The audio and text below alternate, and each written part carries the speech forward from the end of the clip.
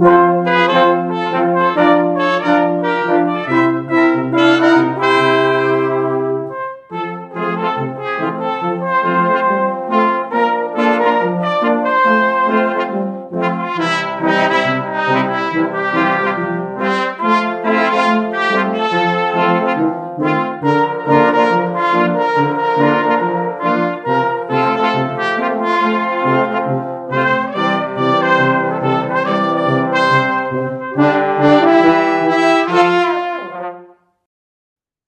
and welcome back to another episode of the SBBA Speaks podcast. Today we are going to be talking about Contesting. You competitive? I mean, I'd probably say I am. Like, I do lots of solo competitions and stuff, but like, I'm competitive in the sense that I want to do well. When I play, like, when I go on stage, I want to perform well and know that I've played well rather than like win, if that makes sense. Yeah, that makes sense. Are you competitive? Well, I'd like to say I'm not, but I know people who would probably say that I am. I think it's good to be a little bit competitive though, because it gives you that little bit more. It gives you a little bit of a push to A do bit of a better. drive. Yeah, it is like a drive. In this episode, we will be discussing competitions, our favourite contests and contesting moments, as well as hearing advice given from various conductors on preparing their bands in the lead up to competitions. There are already a few contests, past and approaching, recently including the Scottish Championships and the Scottish Solos and Ensembles contests. So, did you take part in either of them? I was in the Scottish Championships, played with Whitburn on the Sunday. But the solos, I had another competition that day, so I didn't make that one, sadly. Well, you made it to your heat, didn't you? Yeah, I did. I did. But yeah, you took part in ensembles as well as solo. Yeah, I played in an ensemble as well with my my youth band's new formed quartet. Wow. So is it like the Riverside Quartet? Yeah. Yeah, and there was like nibs players as well included in the quartet. Yes, actually, all four of us have been to Nibs. Woo! Nibs going strong. On the 23rd of March 2024, the SBBA Scottish Youth Solo and Ensemble Championships, alongside the SBBA Scottish Open Solo and Ensemble Contest, took place in Bells Hill. The contest saw nearly 30 young soloists and 16 ensembles from across Scotland performing, with this year's adjudicator being Brett Baker. Brett Baker, way. I passed Nib's tutor. I really like Brett. He's sorry. He's an incredible player as well. I helped out Mom and Dad's band, Irvin and Dreghorn, recently, and he did this like masterclass workshop thing, and he played a couple solos, and oh my goodness, he was behind me, and it's just incredible like how people can play so good. Like they're just naturally talented, and obviously they work at it as well, but it's incredible to listen to. Yeah, when I first saw Brett Baker, like properly doing anything, I think it was when we were at Nibs, I think, and at first I found him a bit scary. Yeah, he can seem a little bit intimidating, but he's not at all. But yeah, he's very nice, and his comments on the crit sheets were brilliant as well. Like lots of helpful stuff on there. Glad he was an adjudicator. Like I got so much stuff that like, and it was also nice to see the sort of things where it was like you did this well, and you can work on this, like a nice balance. Yeah, because sometimes Yeah, you find that adjudicators can be like only focus on the negative sometimes, yeah, and it's like the crit is meant to be advice. It's not meant to say to a band or a contestant like you did all these things wrong and then say nothing else. It's meant to be you did these things wrong. You could do this to improve them, but I also liked how you did this and like you included this. I think yeah, I think sometimes adjudicators can forget to include positives, but most of the time adjudicators are really positive. So that's the main thing. Yeah. So on the same day that the finals was on, was also other things going on. From where I'm from, Everclyde, there was a Scottish Young Musicians contest. Yeah. And there was also, oh, while I'm on that, shout outs to bass trombonist Scott Smith for being a runner up, brass representation, woo! And there was also the Burns competition, which you missed it for, wasn't it? Yes. So yeah, I did the Burns competition. I was singing and playing. And I became the, which I never knew this was a competition before. My mum was into Burns growing up, but I became the Young Burnsian of the Year. I don't Woo! know. I honestly didn't know that was a thing. And they gave me a little medal, like, you know, the Saba President medal, it looks like that. So mom said, see it contest, we can match now. I was like, no, I might just like save it and keep it in my room. Yeah, I used to do the Burns competition when I was younger. I would always do like singing or piano or something like that because Yeah. back then I wasn't quite brassy, as I'll say. Um, I remember one year I got through to the finals for piano, and my my area took home the trophy for the winning area, and Yes. I at that point my head teacher was, I think she was president of the local Burns club or something like that. Yeah. And so she got me to take the trophy and everything. It was massive and I was tiny. It was such a good time though. Like these things stick in your mind. Yeah, it is, and I'd say it's a good competition. Like it's like not many people know about it, but it is a very good competition. Yeah. Um, So as I've just been mentioning, it was good to play in a small ensemble. So all the ensembles at the weekend were a maximum of 5 in this case. I loved playing in a small ensemble. It was great, but as I said, brass bands, we gotta love them. I love playing in a brass band as well. at the start of March, we had our Scottish Championships. There were so many bands taking part this year from all over the country. And looking back to November, we also had our Scottish Festival of Brass, including the Scottish Open, Scottish Challenge, and Scottish Youth Championships. We have asked a few different conductors to find out a few different ways in which conductors prepare their bands for contests, from regular rehearsals to extra days, normal times, late nights. We wanted to find out what conductors consider their own secret to success with their bands and what they personally consider a success. So we asked the conductors questions about preparing their bands and themselves for contests as well. We asked questions to Gareth Bowman, conductor of Coburn Silver, Mark Good, conductor of Riverside Youth Band and Renfrew Burr Band, Charlie Farron, conductor of Bo'ness and Carridon, and Stuart Black, conductor of Hoyk Saxhorn and many, many, many youth bands. So, first we asked, how do you plan out your rehearsals and schedules? Gareth said, lots of score preparation and listening to recordings. Look at availability of players and plan around that. Also, reflect on each rehearsal to decide next steps and areas to work on. Sometimes record pieces or test pieces and listen in between rehearsals to make plans based on that. For schedules, plan well in advance with your band secretary and take account of players' availability. Once agreed, communicate well in advance. Mark responded with, for me, it's a question of timing. In the same way that an athlete prepares with a view to peaking at just the right time, it's about trying to make the band's performance come together in time for the concert or competition. Do too much early and players get bored. Wait until the last minute and there isn't enough time to address everything, leading to panic. We asked Charlie in the lead up to the Scottish Championships this question, and he responded with, regarding schedules, I try to plan for 2 jobs in front of the current project.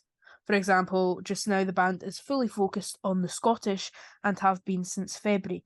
However, in January, in rehearsal, we worked each night half on the test piece and half on new concert repertoire, including solos. He added, the band will play at the Fife contest in April, playing a brand new set, and at the beginning of June, plan to enter the Northern Counties contest and have a concert at the Town Hall Bandstand in Bo'ness. Stuart told us, in regard to my rehearsals, I'll look at what's coming up, look at the repertoire, and assess what's going to work and what's not. Obviously, things get more full on as the event draws nearer, but I try to make sure the band know what they need to do a couple of weeks before, so the last one is just performance practice. I think that was quite interesting to hear those different views on just the one question. That's quite interesting. I think it is, yeah, because like they all have different ways of looking at it. Like They're all like similar in a way, but at the same time they're different. yeah, it's like different action plans. Like I like the fact how they were talking about how they plan well in advance, like prior to the contest, which is a good way to look at it. And one of the conductors talked about if you leave it to the last minute, it's a panic, and it is because contests and competitions can be scary because you're going on stage, you might have a solo, lots of people watching you, the lights are very bright, and it's quite off-putting sometimes. Yeah, and it's very hot. It is very hot. And like you just want to prepare yourself like physically, playing wise, but also mentally. And yeah, I think that assessing like the situation of the band also, even if it's just in the January before the competition in March, you like play through the piece and then the conductor goes, right, I'm gonna take a note of this, and they think this is what we need to work on. I think it's all just like it's all very their action plans are really they know what they're doing, basically. Yes. Yeah. Couldn't have put it better myself. Next, we asked when the rehearsal schedules don't go to plan, what is the solution? Each conductor stated that flexibility and adaptability is vital. Gareth added that flexibility is required to organise extra sectionals as required and one-to-one sessions available. Mark said that rehearsals are a balance between being proactive and reactive, and that conductors should be ready to offer several ways to explain a point. He continued that it's about finding ways of getting a point effectively to a group of people, all of whom may have different styles of learning and taking information on board. Stuart added, I mean, certainly at the lower levels, you just have to come up with a plan B. I suppose at the higher levels, it's slightly different in some cases, but in general, it's about coming up with a new plan to make sure you're ready to hit the stage come the event. Charlie told us of how he adapts situations to become opportunities, saying, rehearsal plans never work out. He explained further that you'll know who won't be attending rehearsals as they said they couldn't, but there'll also be last minute call offs. He stated, I don't view this as a problem though, but rather an opportunity to work intensively on an area of music that needs attention and items. I think that's pretty smart. I particularly like the tactic that Charlie said there, where he was Yeah. talking about like even though you have people off and like there's call offs and stuff, you could even treat it like a sectional. Like even if it's not a section, you could treat it as a small group of people and be like, right, what bits do we play together? Like you still come together and you still work on stuff. Like I like that tactic a lot. And it's a positive way to look at people not being there rather than people thinking, oh, people aren't there, I'm just not gonna go. Yeah, I like how they all definitely agree on the fact, flexibility and adaptability, like Oh it's yeah. key. Um, Especially when, like as Mark said, people all have different ways of learning and stuff. Like you can't just, in my opinion, you can't just be this is how we're doing it. The end, no other way. Like some Yeah. people that just doesn't work for them at all, and you don't want people leaving your band because you just didn't be flexible enough to help other people the way you're supposed to. Yeah, and like band, we do all do band. Like we're not professional players. Everyone that takes part in these competitions, we're all people who just go to band because we love it. Like we love playing music. And like you don't want to do something and say, this is I'm adamant this is going to happen, and then people don't enjoy it, and then you lose players and then they lose interest of making music. Because it's quite like sad if they then stop playing as a result of that. So I like how they they all agree on you've got to suit the whole band, not just the conductor or like a certain player or whatever. Yeah, yeah, definitely. So our next question was, what is the key to a successful band in your opinion? Charlie stated, a successful band is a happy and settled band that have been together for a contest season without any change. Stuart said, good basics, band all singing off the same hymn sheet and how they do things, good atmosphere in the band room, and hard work. Gareth replied, common goals, always trying to improve, supporting your own players' development, good attendance, effective and regular home practice, good mix of contest and concert work, keeping repertoires fresh, positive ethos, committed volunteers to run the band, enthusiasm, and building teamwork. Mark responded, regardless of the level, a successful band should comprise of people who are all pulling in the same direction. They broadly share the same goals and aims and are all willing to work for each other to make the overall performance a success. There's no I in team. That's that's one of the best bits of advice he could give. You often hear Carrie Boakes, who tends to talk for ages at Nibs. She'll always say that at the end of her little Nib speech. There's no I in team, remember?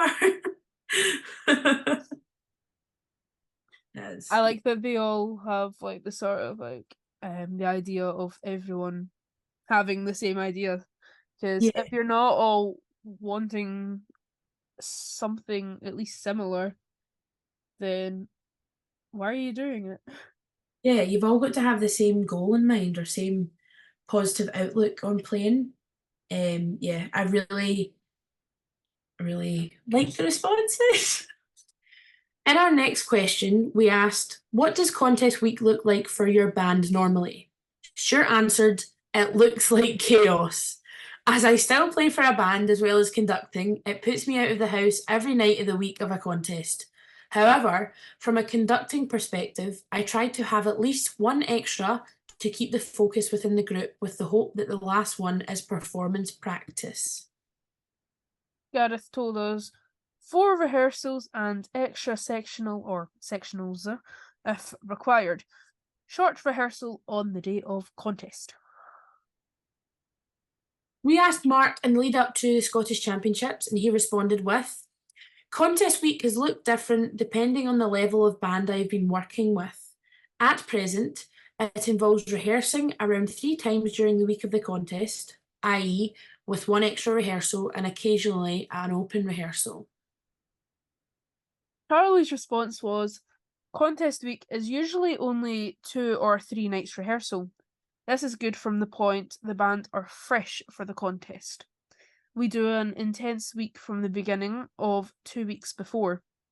The week before is keeping the music ticking over and the players fresh.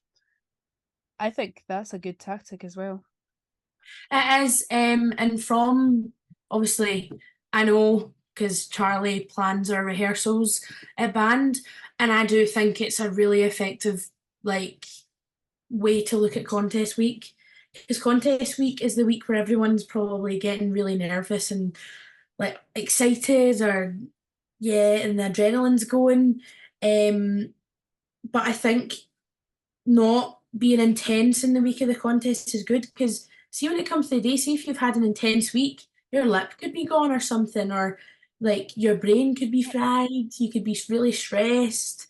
I think doing that is more effective. And I also like how um hold on. Yeah, sorry. I also like how Mark spoke about an open rehearsal because I think they're a great way to act as if you're actually on stage because you've got an audience and you're listening and you treat it like a performance. And having that kind of thing in contest week is good because it also makes you have a little bit of how you're going to feel on stage. Like you feel a little bit nervous because there's people there listening to your piece. And yeah, I think it's a really good tactic. Yeah, I sometimes find the open rehearsals are actually like scarier in a way because it's people you know that you're playing for. Yeah. And And that's like better though. quite often it's people you're gonna see maybe every week or something, like your friends, your family, you see every day. And it's just a bit scarier doing it for people you see over and over because if you, let's say, you split a note, you're majorly embarrassed. Every time you see them, you're gonna just think, "Ah, split that note, ah." I But know. on the contest stage, quite often people in the audience, half of them, more than half, who knows, however many in the audience are just people you don't really know. Like it's just like, Yeah. ah, they're people. I'll just play. Da, da, da, da, da, da. Yeah, like even for solo competitions or contests of any sort, the best thing to do is to play in front of people you know because it makes you feel more nervous. And then when it comes to actually competition or contest day, you're like, oh, I don't know any of these people. Like you can not, you can kind of relax a little bit. But like it really, it makes you see how you perform under pressure, and then you can find ways to, I don't know, fix your nervousness when you perform in front of people. But Yeah, yeah, I think it's a really good tactic. finding a coping method. Yeah, Well, exactly. yeah, yeah. Well, speaking of open rehearsals, our fifth question for the conductors was, are open rehearsals actually beneficial? Each conductor agreed that open rehearsals can be beneficial, with Mark saying, the opportunity to run a piece or programme in front of an audience can help to breed confidence, as players know they have done it on stage already. He also added, depending on the timing of the rehearsal, there can then be time for reflection in a subsequent rehearsal, ironing out final tweaks before the main performance. Charlie stated, it gives everyone a chance to play the piece out in anger ahead of the contest. It's good to put the players under that form of pressure ahead of the event. Gareth stated that it is good to link with the local community and gives the band another performance opportunity. Stuart also mentioned, I do think it depends if your local community would support it and if a full band are available. That's a good point. That is a good point. And to be honest, I never looked at it from the point of a good way of bringing your community together to come and listen to you. I've never ever thought of it like that, but I like that because I normally just think of it as a benefit to the actual players rather than what people get from listening to an open rehearsal. Yeah. Like I remember um like we just had an open rehearsal back in January with my youth band. Like it wasn't for anything in particular in the sense of like a contest or anything. It was part of our AGM night as well. So it meant that everyone was there. The parents got to see what their kids do in rehearsals, and um even just people who just went to be there got to see, oh, this is quite cool. Maybe such and such is like my colleague's niece's dog's cousin would like this. I know. But Like yeah, no, I they're think it, good. They're good for all sorts of aspects. yeah, it's just that way when I never looked at it like that, but that's such a positive way to look at it. Um I like that. I really like that actually. But our next question was, what is the difference between taking a youth band or senior band at a contest? Oh my gosh. Gareth responded with, I would treat the bands the same. Hard work, good humour, and striving for the best possible performance. Stuart said, I guess the basic ideas are the same. Is it together sounding good? Any basics like dynamics? The intensity. Oh my goodness. Right. Stuart said, I guess the basic ideas are the same. Is it together sounding good? Any basics like dynamics? The intensity is probably different, and how far you can push things like skill wise would be different too. Charlie replied, I do not do anything different, whether it be a youth band or a senior band. I treat the players the same way regardless of age and show any player that plays under my direction the same trust I receive as a player. In my humble opinion, gaining a player's trust is the most important part of the conductor and player's relationship. Mark's answer was different people of different ages and different levels of experience will respond differently to being around pressure environments. In my experience, no one, young or not so young, likes hanging around for a prolonged period. It may be that older or more experienced players have the tools to manage this more effectively, though that isn't necessarily the case. Youngsters may be inclined to get more nervous as they have fewer performances under their belt. Then again, they may also be inclined to just do it without thinking too much. Again, more good points being made. And I like how Marx came back to his whole like everyone's different sort of vibe that he's been giving this whole thing. Yeah, definitely. I think like also the fact that they're talking about someone mentioned about like good conductor player relationship, which is so important because sorry, I don't even know what's happening outside my window right now. My dad's doing something. That's important because like the player has to trust the conductor because like for example your conductor could be like I'm going to bring you in at this bit on stage, I promise I'll do it, and then they don't do it on the stage, and then that could throw somebody completely, and then they're like oh no, oh no, you know. And I think like also I really did like what Mark mentioned with people are different and like younger players maybe more inexperienced. So you just got to like I think it's also just age doesn't play a huge factor into playing. I think that's what I'm always told. Sometimes it does, but not necessarily. Um, but I think it is just about like if the band is inexperienced, then you maybe do have to be a bit more like wary around them, maybe. Bit more But bit more gentle in your approach. yeah, yeah, definitely. But I think all of them, they've all got really good positive responses. I really do like the advice they give. Yeah, I like that they're bringing up issues but not being like, I don't like when this happens, grr. Yeah, they're not complaining. They're just talking about how they they deal with it. Yeah, how they resolve it. It's really good. Um, Yeah. Well, we also asked, are concerts beneficial in preparation for contest day? Much oh, like our question about open rehearsals, the conductors all said that either concerts or performances in general are beneficial. Stuart said, great experience of being in front of an audience is hard to replicate elsewhere. Charlie stated, concerts are important if timed correctly in preparation for a contest. They help bring the band up to match fit level. Mark added that it can help with confidence and dealing with any challenges that may arise. Gareth answered that concerts are a great performance opportunity and advised we need to be careful with balance of new pieces and test piece. Yeah, I So I think think, that balance is a important aspect as well because if you're doing like the test piece all the time, you're not really gonna enjoy it.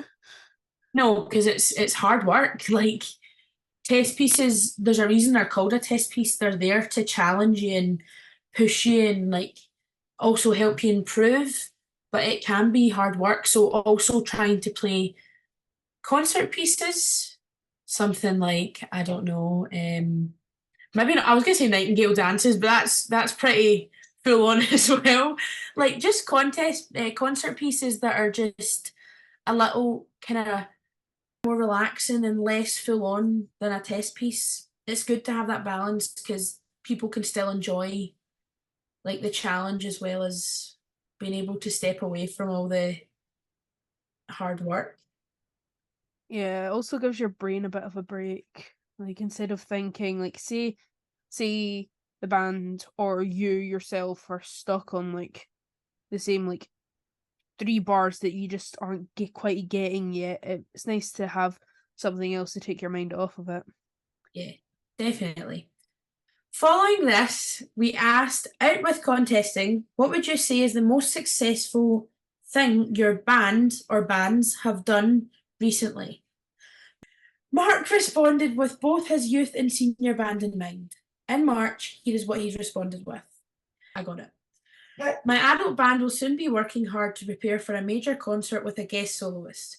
It's often said that contests are our sport, but concerts are our lifeblood. So it's very important for bands to be engaging with the local community while enjoying that buzz of performing away from the glare of the contesting arena. My youth band has done an excellent job in securing grant funding over the past 18 months or so, which enhances the offering that is available to young people.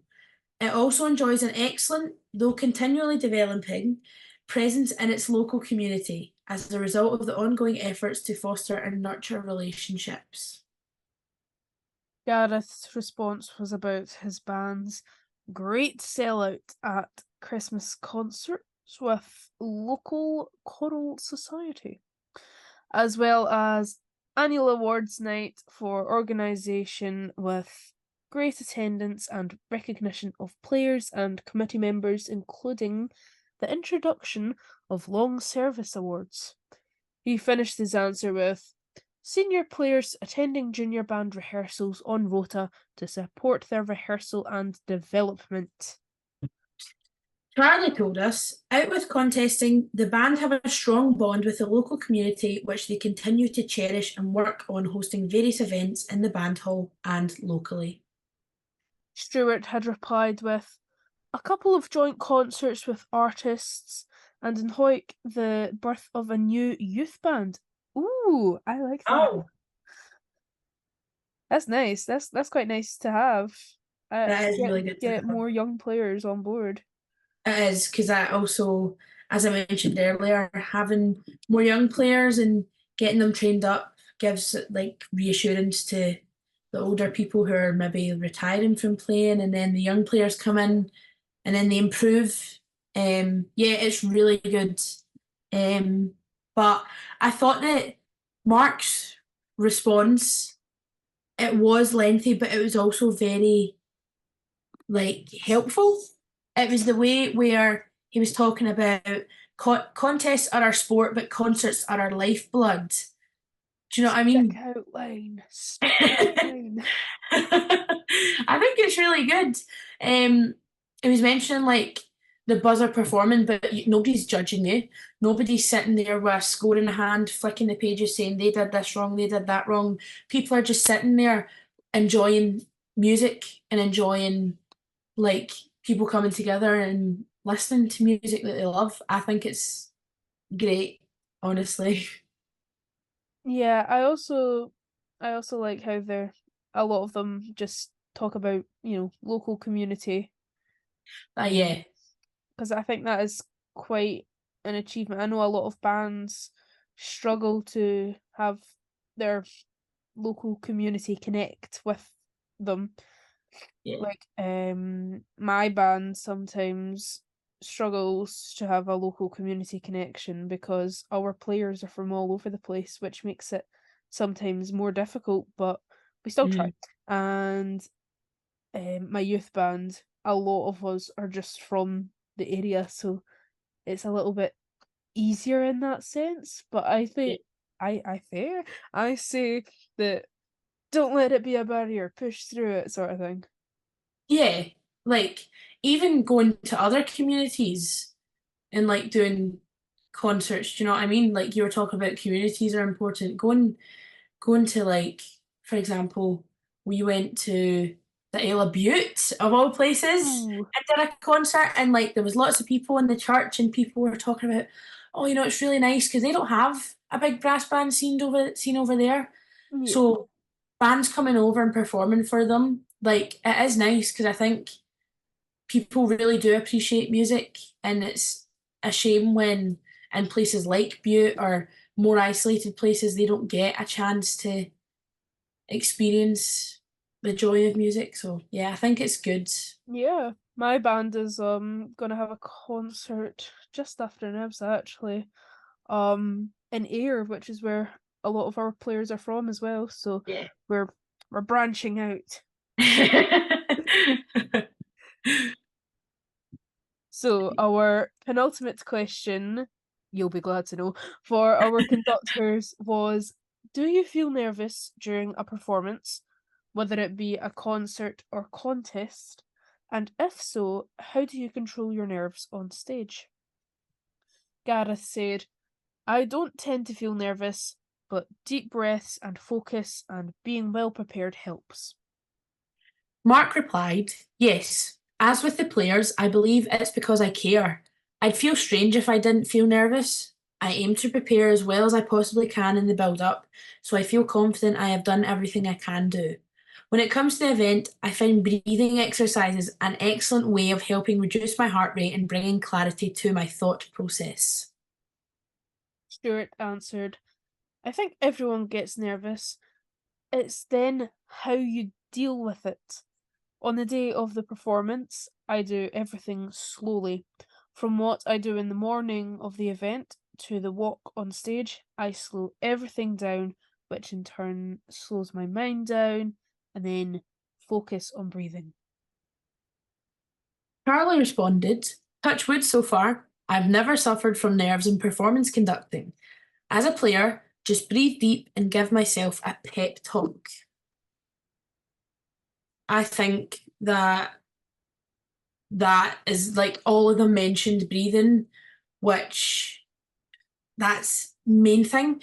Like, they talk about obviously the conductors aren't playing on the stage. They are conducting, but they still get nervous. And like I don't think people realise that sometimes, as much as conductors aren't actually the ones playing, they're leading the band on the stage and stuff. Like people don't think how conductors might feel sometimes. Also, just breathing in general. See, when you're a player, breathing. I always like to think of breathing as like 90% of your playing, and like having a good breathing technique and breathing exercises before you go on stage really helps. Like that's what I do. I do breathing exercises before I go on stage because it not only makes you feel calm, but like it helps with your playing. Yeah, my tutor at RCS, he said, what happens when you get nervous in terms of breathing? And I was like, you you lose your breath, like you hyperventilate. Everyone's like just like thinking of what actually describes it. And so he described it pretty nicely. He says, they always tell you to take in big breaths. Do not do that. Because when you get nervous you actually breathe in too much. Hmm. And so the best thing you could do actually is deep breaths. But then proper exhaling is Yeah. actually like sort of like the I don't want to call it the important part, but like yeah, if you don't breathe out, you're just gonna go over and over and over and over, and it's just not good for you. Yeah, and you got to do it slowly as well, as they mentioned, because that shows control, and that's how you maintain the control. But yeah, I think just people don't actually realize how nervous conductors get, Yeah. because my dad talks about it. He doesn't get very nervous, but like he still gets a little bit nervous, and he talks about it. And I think people just kind of forget that conductors are very important as well. And if they're not calm on stage, it could maybe make the band feel unsettled. Something could go wrong in the performance. You know what I mean? So I think that they all have good coping techniques with it, but sometimes people who are maybe playing within the band just forget about that. And our final question for our conductors was, do you feel it's more successful for your band to win or just to perform well and put on a good show at a band contest? Stuart told us, my saying to bands I work with at the minute is, why worry about something you can't control? You can't control fully what the judges think. You can control how you play, and if you play to your potential, you'll be in the mix for the results. If you don't, you won't. Results are the icing on the cake in some cases. Charlie answered with, you enter contests to win. That is the purpose of a contest. The contest is a means to test yourself against your competitors on a given day. In theory, if you play well, you will be rewarded. So the question answers itself. Mark's response was, the rough and tumble of brass band contesting means there are no guarantees of a good result. However, if the correct things have been worked on in the build-up, the performance, more often than not, should end up being a good show. This, in turn, will eventually feed into the result. Contest successes are lovely to have and can be an excellent morale booster. However, focusing on doing the right things in rehearsals and, whether aiming for concerts or contests, the performances benefit in the end. Gareth replied to us with, winning is great, but knowing you've performed well is more important for me. Nice, straight to the point, simple. I love it. I I love it. totally agree with that as well. Like, yeah, you go to a contest, but I wouldn't say it's all about winning. You know, sometimes bands go to a contest to display their skills in front of other bands and like challenge themselves against the different bands in their section. And I think going on there, obviously, it's a bit disappointing if you play really well and then you don't get a good result. But I wouldn't say it's all about winning. Winning is a good add on to it. But I'd say performing well is main goal. Do you know what I mean? Yeah, it's such a all of these questions are just really subjective, but this one's probably one of the most. And it's just like I think even me myself, I'm Mm. constantly changing in my mind. Like they all roughly have the same answers every time Mm. I ask myself the question, but it's like at the same time different enough. Like Yeah. I think at the moment my mindset's very much like, well, yeah, the point of a contest is to win. That's kind of literally the definition sort of Yeah. like but if you don't, at least if you played your best, then that's more than good enough. I think Exactly. that after reading all those replies, that's sort of where my head's at. Before my head was very much like, oh, play your best, which, yeah, of course. But I do think sometimes, just I'm not gonna say always, I just think sometimes it's good to have that little bit of, like Stuart said, like the icing on the cake, but I'm gonna twist his words here. Evil me. Um think of maybe winning as a little icing on the cake of the goal rather than just the outcome itself. Yeah, Because that's definitely. then but it's fine if you don't, because sometimes in cases it's just like, yeah, no, I don't really do this to win. If you think you've got a good shot of it, go for it. Like that's what I'm trying to say. I finally figured out what I'm trying to say. If you think you've got a really good shot, go for it. Have that as a goal by all means. But like it's not necessary. Yeah, it's not the be all and end all if you don't win. Do you know what I mean? Yeah, exactly. It took me so long to just put that in words. You got it. You got it at the end. Like I if totally you agree. think you could do it, do it. And if not, well, figure out a goal that works for you personally. Exactly. But yeah, I think I do agree with. I slightly agree with Charlie's answer, like you enter a competition just like not just to win, but he's saying to win. That is the definition of a contest. But I think if you perform well, that also makes you just feel so great. Do you know what I mean?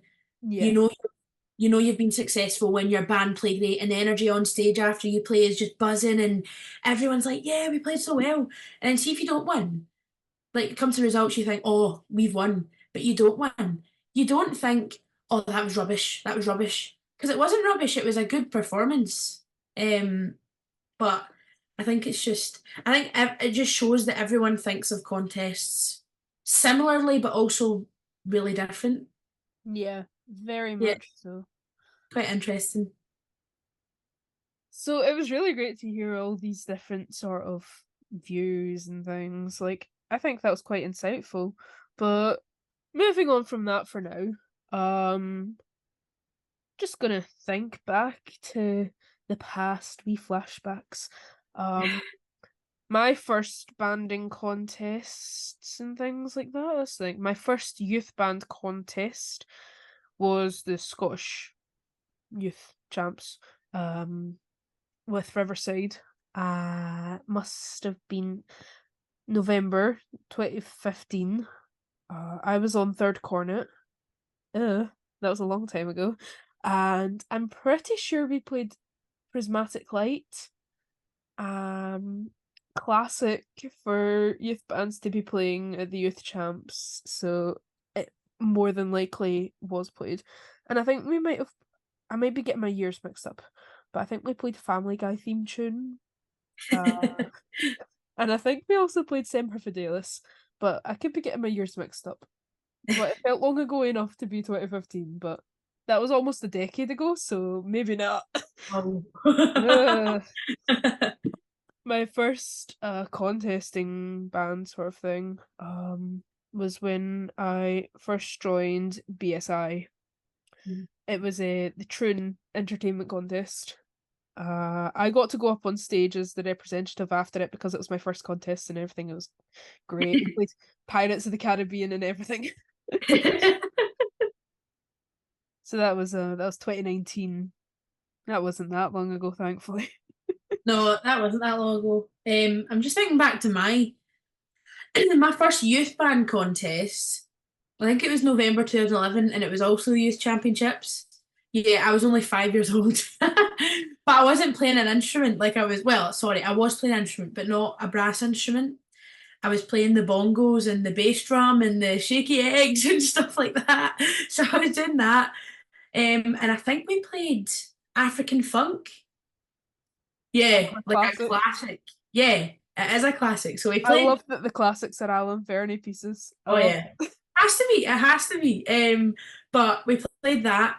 And I wore a cowboy hat for some reason. It was pink and fluffy. I think it was for a piece. I can't remember what it was. mm, I know. And I found a photo the other day, and my tie is longer than me. Yeah, I was tiny. But then my first like senior band competition was the Borders entertainment contest. And it was in, I can't remember where it was. It was on a hill. It was this big town hall, and it was on a hill. And I remember you had to walk from the contest stage down into a hall halfway down the hill, and it was registration. I honestly can't remember where it was. It's on the border somewhere. And I was 10, and I had to wear this funky shirt. I can't remember what piece we played. I was wearing like, it was like Hawaii kind of beach vibes, and I was, yeah, it was great. But yeah, that was my first contest. I Yeah. find that a lot of people's first contests are entertainment contests because they're just so common. Like, not common in a bad way, common as in they occur quite often. Yeah, and also I think an entertainment contest is like, yes, it's a contest, but it's also like a concert because you're having a bit of fun at the same time Yeah, as being yeah, judged. So it's a good way to like get into like contesting and stuff.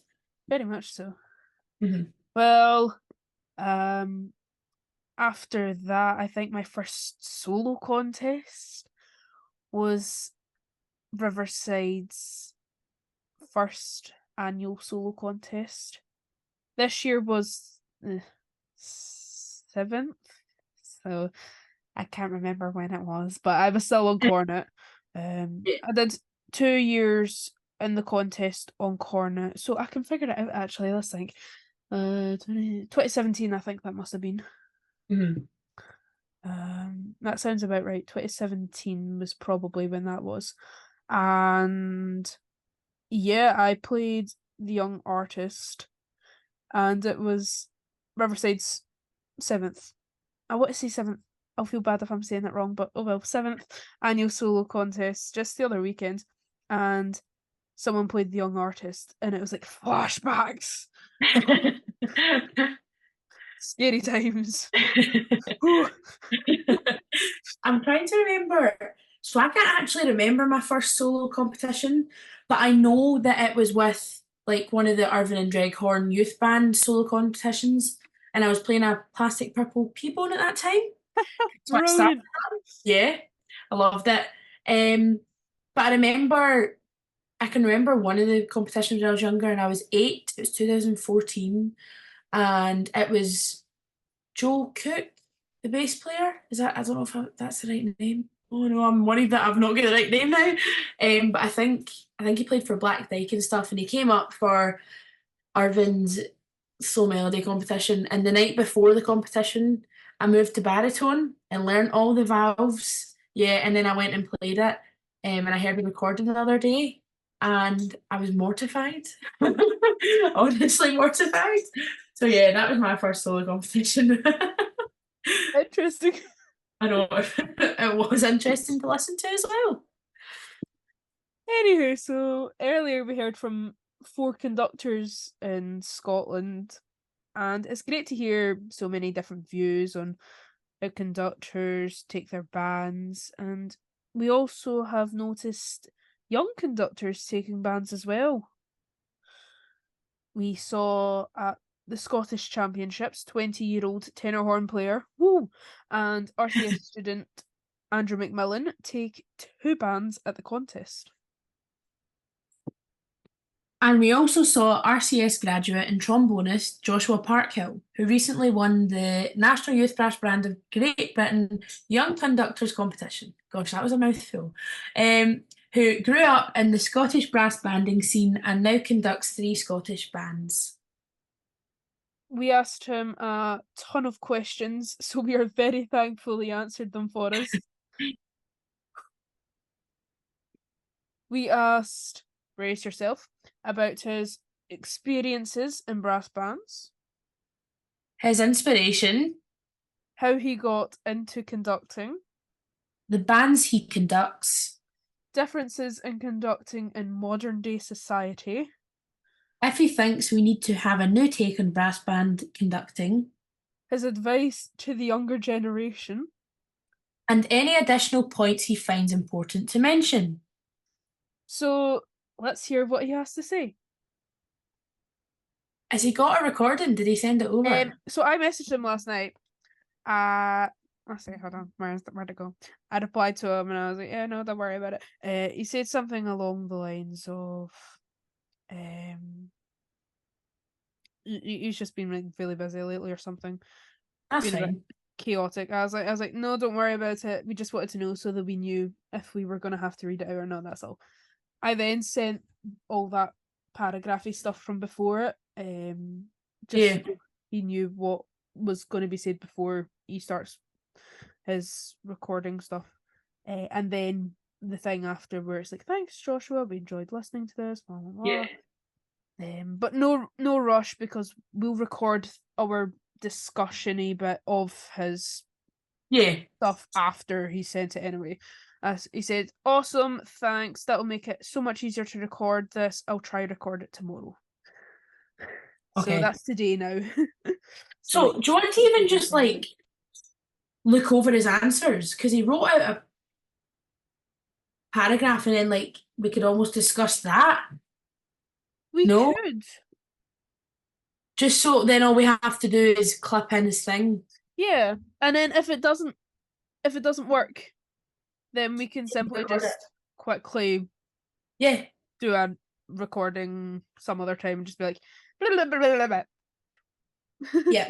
Okay, right. Do you want me to just be like, thank you so much, Joshua? We hope you. Yeah. Okay. Thank you so much, Joshua. Oh, okay, let's start that again. I don't even know how to like say it. Okay. Thank you so much, Joshua. We hope you all enjoyed listening to this. So I think that Joshua mentioned at the beginning that he like was brought through the Salvation Army. And I think that like see if you were to go through a lot of brass bands, you'd find a lot of them were in Salvation Army. Like, because Definitely.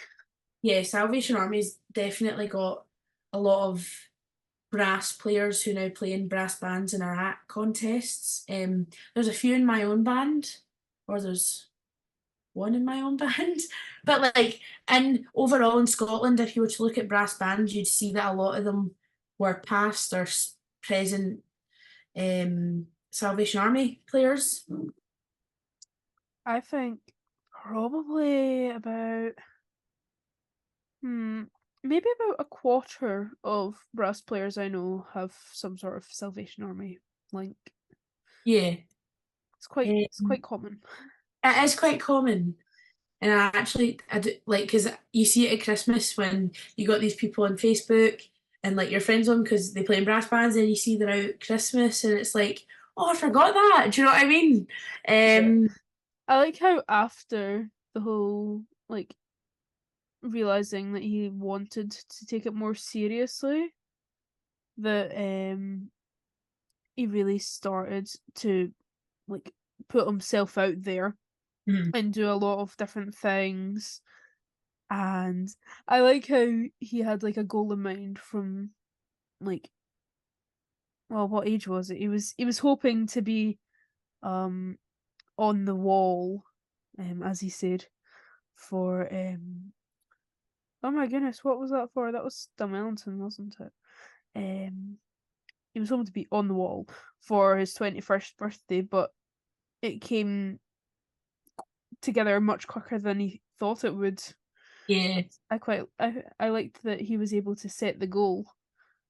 yes, Because like that's a good thing to have as a musician, is knowing where you want to go with it. yeah.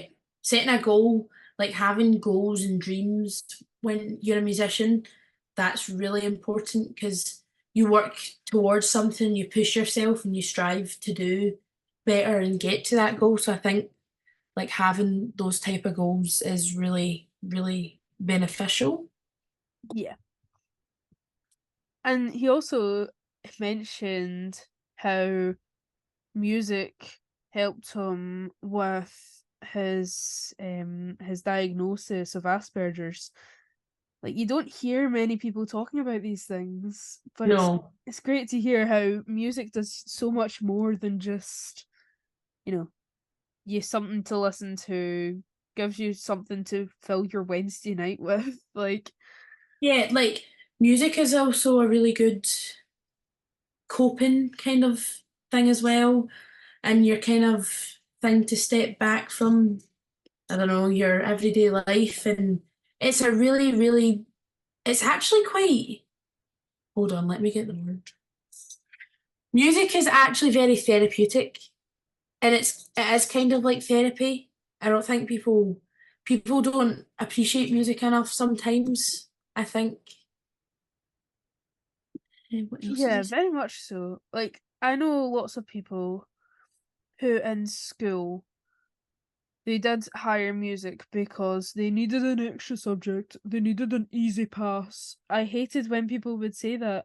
It's like, okay, I get that you need an extra subject, but I'd rather that not have been people's only reason for taking the subject because there's Mhm. so much more to it. Yeah, definitely. And like people think music is easy, but it's not. It's actually like the theory and the intricacy behind it. It's like it is very technical and you know, um, yeah, As I've difficult. seen on posts online, it's not rocket science, it's not music theory. Yeah. But I think how he got into conducting as well when he was talking about the COVID pandemic. He's right because like lots of people stopped playing, people stopped conducting. Like COVID really had a huge effect on brass band world or just music in general because like we couldn't play. We had to wear these. Do you remember nibs in The bell 2021? covers. Yeah, the bell covers, they were awful. And like those kind of things just make you not like it, like not enjoy playing. But I think how he's talking about how wanting to help after COVID, I really appreciate that and I think that's quite a selfless thing to do. Very much so. Very much so. And I also liked how he was linking back to how music can be like an expressive thing because Yeah. it's not just expressive for him, but he likes to put it through his band as well. Well, not band, his Yeah. band. He likes to put it through his bands. And I know from experience as him as my conductor that he much prefers a musical and like just a musical performance rather than in just this is the page, this is what Yeah. we're playing. Like, yes, play what's on the page, you know? Like, but add something to it, make it do something. Don't just Yeah. play notes and call it a day. Yeah, exactly. We interrupt this episode for breaking news. We have mentioned a lot of contests in this episode. After all, it is the topic. So that brings us to our news section for today. The Scottish Championships was mentioned a lot in this episode, so we'd now like to congratulate every band who took part that weekend and a quick mention to the first place winners of each section. In the fourth section, we had Bon Accord B Band take home the first place prize. The winner of the third section was Croy Silver. In the second section, the winner was New Mains and District. Taking home the trophy for the first section, the Kirkintilloch band won this round. And the championship section taking home the first place prize was the Cooperation Band. The Scottish Solos and Ensembles contest mentioned earlier also has some results we will now share. In the junior solos, well done to third place Evie Boakes on tenor horn. Woo! Second place was Jamie Gillespie on trombone. And junior solo champion Isla Gillespie on cornet.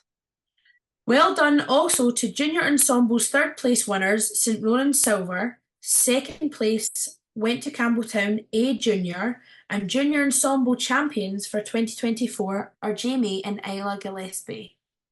In the intermediate solos, third place went to Robert Video on tuba. Ash Payton took second place on cornet, and tenor horn player May Barr is intermediate solos champion for 2024. Intermediate ensembles, third place was won by Peeblesborough Youth Intermediate. In second place, we saw Campbelltown B Intermediate, and the winners of this category were Gala Youth. On to our youth solos, we had bass trombonist Scott Smith in fourth place, Ryan Borthwick taking third place on cornet, second place being won by Siobhan Crumlish on baritone, and the youth solo champion for 2024 is tenor horn player Andrea Crumlish and our very own host. Hey, that's me! Our youth ensembles had third place winners, the Riverside Youth Quartet, and second place were Iris Dean and William Scott, and the youth ensemble champions this year are Clickmannon District Development. Lastly, we saw in the open solos, Freya McClellan take home third place on soprano cornet, cornet player Callum Blair winning second place, and open solo winner Douglas Couchman on cornet. Congratulations to all of you, and well done to all the players who got up on that stage and took part. We would also like to mention the representatives of Scotland for the European Youth Brass Band this year, who are also current Nibs players, and they are cornet player from Bathgate Band, Emma Brown, and soprano player from Bo'ness and Caradon, Freya McClellan. Thank you for listening to another episode of the SBBA Speaks podcast, and we will see you all in the next episode. Bye! Bye! It's over.